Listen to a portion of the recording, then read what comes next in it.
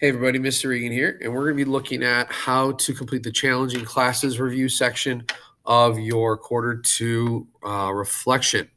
For this section, you're going to be ranking your core classes based on which one you feel is the most challenging for you as a student. One being the most challenging, four being the least challenging. Now, whenever we think of challenging, we like to jump to those quick and easy thoughts like, what are my grades, how hard it is, that sort of thing.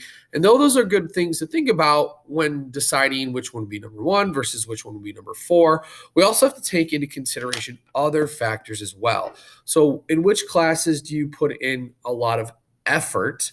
Which one do you feel has maybe more difficult assignments? Which one do you feel like the grading that is done maybe be a little bit more critical of your work?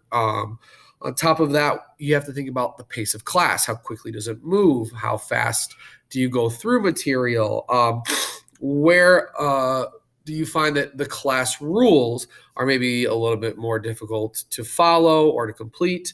So it's not always the one that you're doing the worst in, but it could also be the one that you maybe think about the most or have to spend the most time thinking about. So all those things are definitely things we should consider when ranking from number one, the most challenging, to number four, the least challenging.